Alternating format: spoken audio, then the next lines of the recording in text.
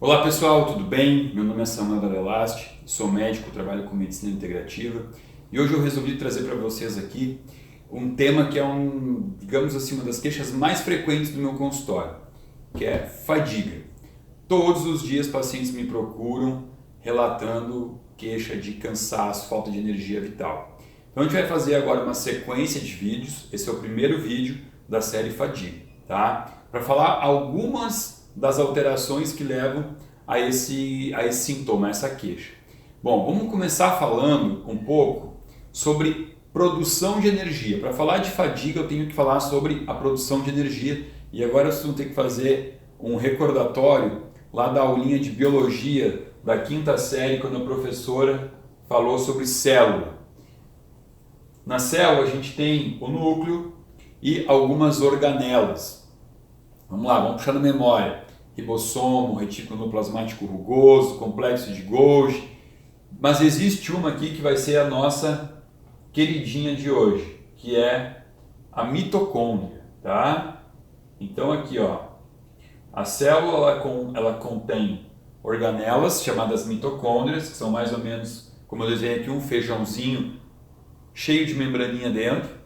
E a mitocôndria é onde o alimento vai entrar para se converter em ATP, tá? O que é ATP?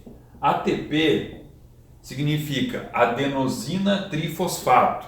É o que a gente chama da moeda do corpo, né? É o dinheiro do corpo. O corpo ele compra coisas com ATP. Então assim, para que tudo aconteça, para que todas as tuas rotas metabólicas aconteçam, todas elas dependem de ATP. Por isso que a gente chama de a moeda do corpo, tá?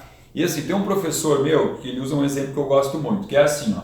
Se você receber turistas aqui no Brasil, você vai receber lá o americano, ele vai entrar com dólar no bolso, você vai receber o francês, ele vai entrar com euro no bolso, você vai receber o inglês, o britânico, ele vai...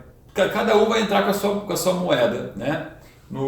Moedas diferentes da que a gente usa aqui no Brasil.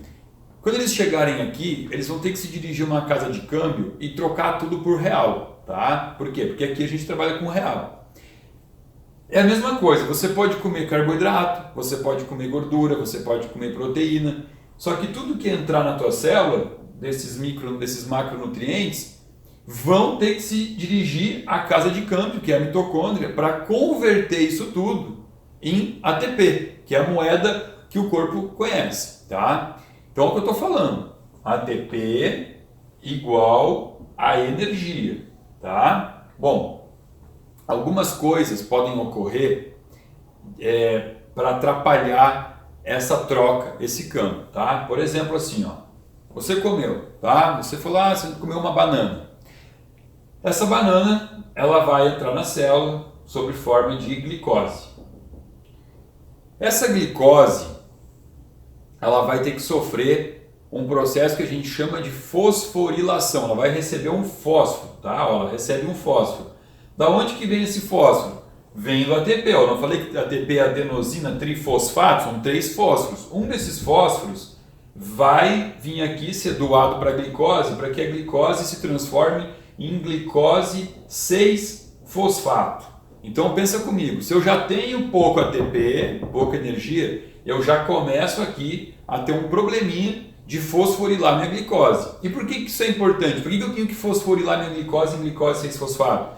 Porque a glicose 6-fosfato vai se converter em uma coisa chamada piruvato, e o piruvato é quem vai entrar na mitocôndria para fazer o ciclo de Krebs acontecer e transformar então o piruvato em ATP, tá? Olha aquelas coisas que podem dar errado aqui. Se você já tem pouco ATP, você já vai transformar menos glicose em piruvato. Com menos piruvato você tem menos ATP. E com menos ATP você converte menos aqui, menos conversão aqui, menos ATP. E isso fica se retroalimentando de forma que a pessoa não consegue sair do fundo do poço, tá? Então esse é o primeiro ponto. Tá, mas por que aconteceria outros erros aqui dentro? Bom, primeiro que para o piruvato entrar aqui na mitocôndria, alguns cofatores também são importantes, tá? Dentre eles a vitamina B9, B6, B5, B3, o ácido alfa-lipólico, tudo coisas que vêm da alimentação. Pessoas que têm uma alimentação pobre em nutrientes, que comem farinha o dia todo, que se alimentam de comida industrializada, já começam a ter uma carência desses cofatores aqui, tá?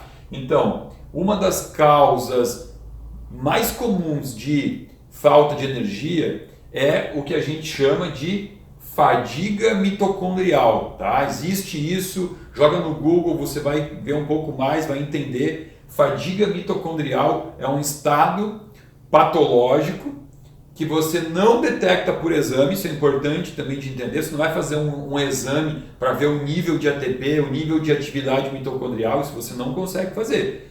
Mas você faz por exclusão, né? O paciente chegou no consultório, falou que está cansado, você começa a investigação lá, olha a hemoglobina dele para ver se tem uma anemia, a hemoglobina dele está normal, você olha a ferritina dele para ver se não está com falta de ferro, e o ferro está normal, aí você olha a função da tireoide dele, e a tireoide está normal, e você vai investigando, vai olhando as taxas hormonais, testosterona, está tudo normal, você não achou nenhuma alteração, pensa em fadiga mitocondrial, porque isso é muito comum, tá? Outra coisa que leva à fadiga mitocondrial é o aporte exagerado de glicose, né? Por quê? Porque a mitocôndria, ela tem um limite de troca de câmbio. Se você der muita glicose para o teu corpo, você vai saturar a tua mitocôndria e ela simplesmente vai parar de trabalhar, tá? Então, fica a dica.